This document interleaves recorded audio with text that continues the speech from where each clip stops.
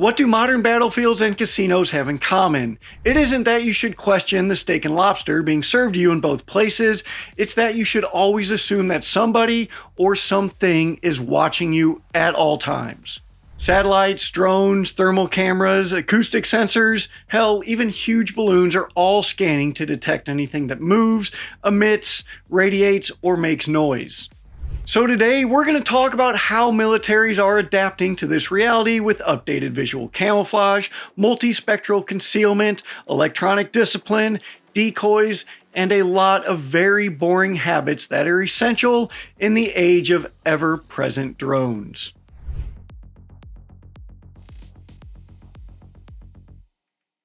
When we really start to peel back the layers of this topic, it becomes apparent that we aren't really discussing hiding, we're discussing breaking the kill chain. That chain starts with detection, which can be visual, auditory, or electromagnetic, where something as simple as keying a radio handset can give your position away. Then, once you detect something, you need to actually identify it.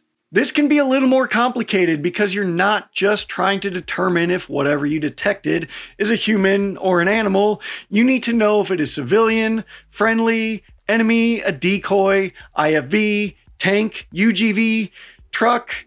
I mean, just think about all the things that are on battlefields. You usually want to get positive identification or PID before engaging because if you don't, you could be giving away your position to blow up a raccoon or something. Once you detect something and get PID, now you have to know where it is actually located. If you're visually identifying something, you usually have a pretty good idea of what that location is, but if you're picking up radio signals or other electromagnetic emissions, that can get a little messy. But for the sake of this, let's just assume that you're so damn good and you've got PID on an enemy IFV 1500 meters away, and you even have a 10-digit grid coordinate, and you're pretty sure it isn't made of cardboard. Now you have to determine if it is actually worth hitting and what you want to hit it with. You could engage it yourself with something like a javelin, or you could call in a fire mission, maybe some air support, or fly an FPV drone into it. Each decision has to be weighed against dozens of other variables like your own location and strength, the support available to you, suspected enemy size in the area, and whether it is day or night, and on and on and on and on with all those different things that humans are contending with on a battlefield. Each link in that kill chain is just another opportunity to hide or at least obfuscate what is going on, which is just a fancy way of saying make it confusing as shit. Survival on the battlefield has always relied on breaking this chain, but this endeavor has been made massively more complicated thanks to more effective and persistent surveillance and detection techniques. But the battlefield is not the only place where hiding and obfuscation is necessary. If you're watching this, you're on the internet, and if you're on the internet, somebody is probably trying to identify, locate, and track you. Thankfully, we have Surfshark VPN to camouflage our network traffic and obfuscate where we are browsing from. Maybe it's an advertiser tracking you across websites. Maybe it's a sketchy public Wi-Fi network at an airport. Maybe it's a website trying to serve you different prices based on where it thinks you are.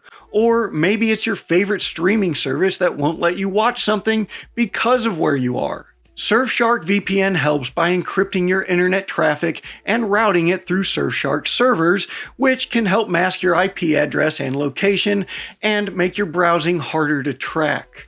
It's basically a camouflage net for your network traffic, except it doesn't smell like wet canvas and sadness. But Surfshark is not just a VPN.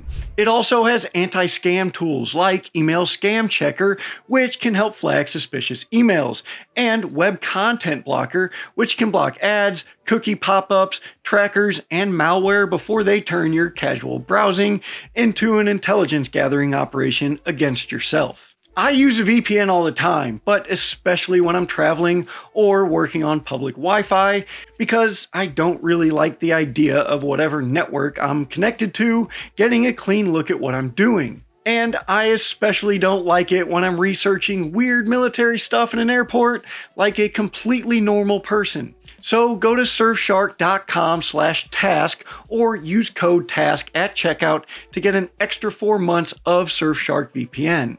That's surfshark.com/task or code TASK at checkout for an extra 4 months of Surfshark VPN, and we want to thank Surfshark VPN for supporting the channel. And now, back to how actual militaries try to hide from things that are a little more dangerous than targeted ads. Let's walk down the chain and start with the oldest problem, avoiding detection in the first place.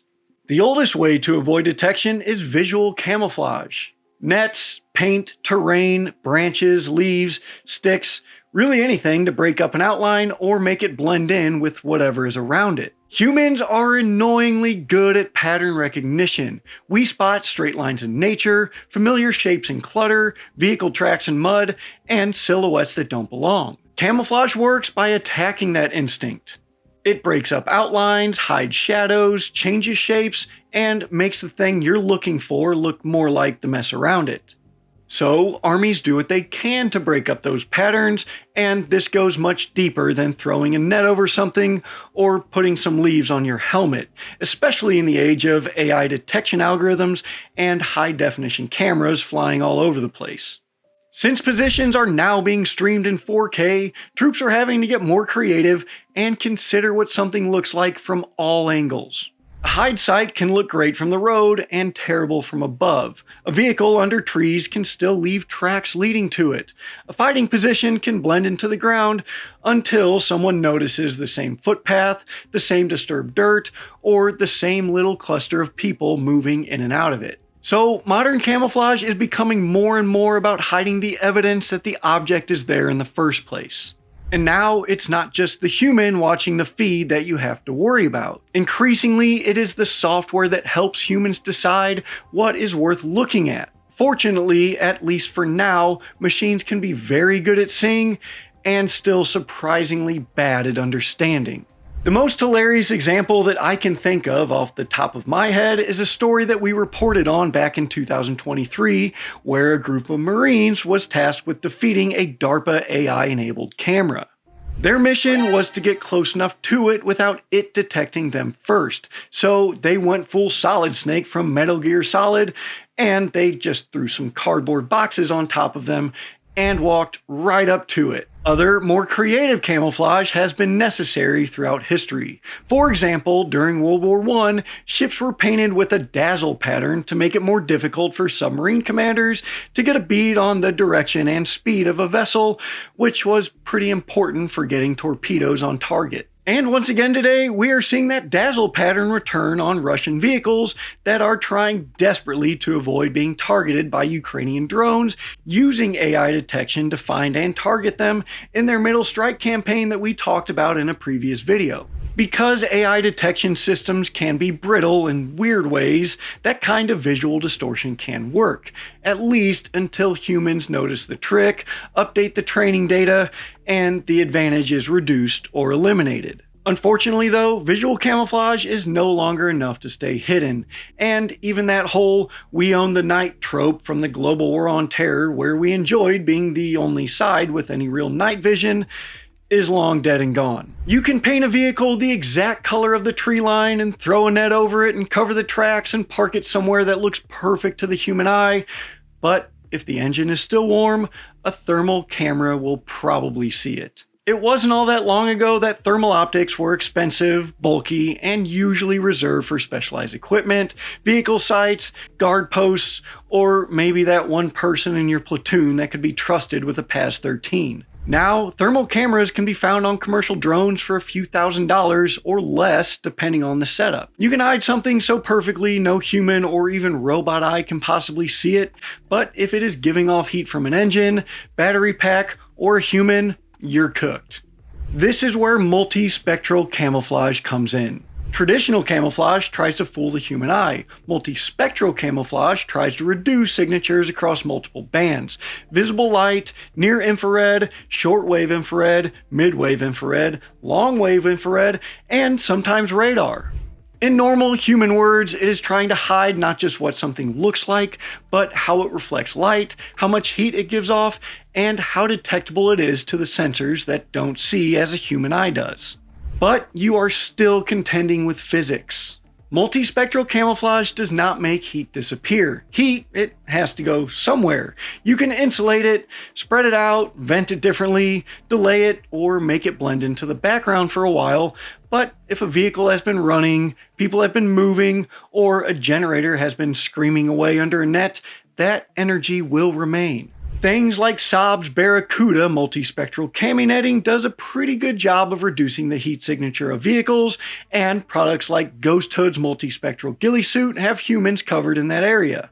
As you can see, these work surprisingly well, but not generating that heat in the first place will always be way more effective. One way that militaries are trying to do this is by increasingly seeking out hybrid electric drivetrains for their vehicles. These gas-electric motors don't just reduce the reliance on fuels, which are heavy and take significant logistical efforts to reach the front, but they also give troops an option to run silently without hot engines spewing out hot exhaust. This, combined with more discipline on when and how you run any engine, is a big step in hiding from thermal detection. While the multispectral coverings and hybrid drivetrains do a good job to keep that heat energy hidden from prying thermal eyes, other emissions of the signal variety have no choice but to escape and give away your position. Modern units leak signals constantly. Radios transmit, radars emit, drone controllers connect to aircraft, jammers announce themselves by doing the extremely subtle thing of blasting energy into the air,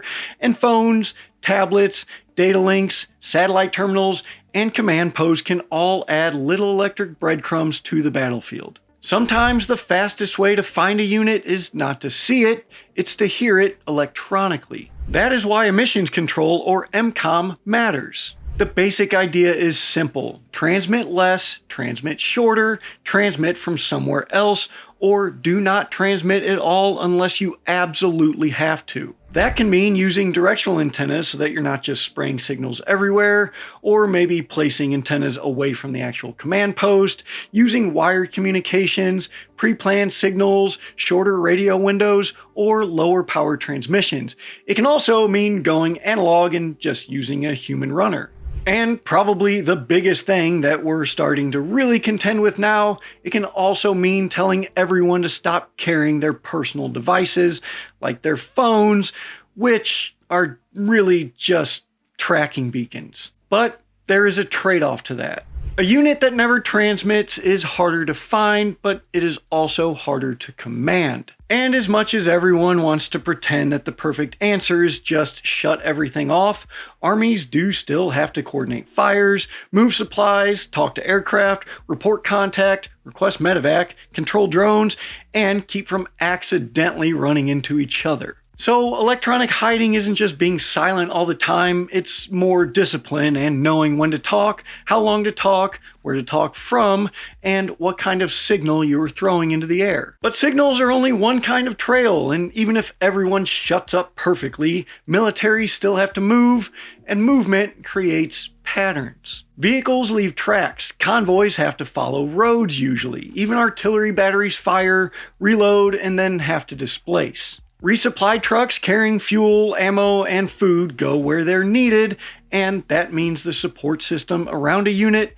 can reveal that unit itself. You may not see that artillery piece at first, but if you keep seeing ammunition trucks, security vehicles, drone launches, and fresh tracks leading to the same patch of trees, congratulations, you have probably found something worth looking at and blowing up. Modern battlefields tend to make these patterns more visible and easier to exploit. So things like dispersion are becoming even more important, along with varying routes, splitting up convoys, traveling at different times of day, and being fast. Looking at modern procurement requirements, you'll quickly notice that speed is climbing up to the top of many lists. In Ukraine, smaller and faster vehicles like ATVs and dirt bikes are doing some heavy logistics lifting. Here in the United States, the Marines, the Army, they're all going for smaller, lighter vehicles like the ISV or the infantry squad vehicle or even the JLTV, which can move faster, go over a little more terrain, and are just generally smaller targets, which are usually harder to hit. But no matter how careful you are, hiding will eventually fail.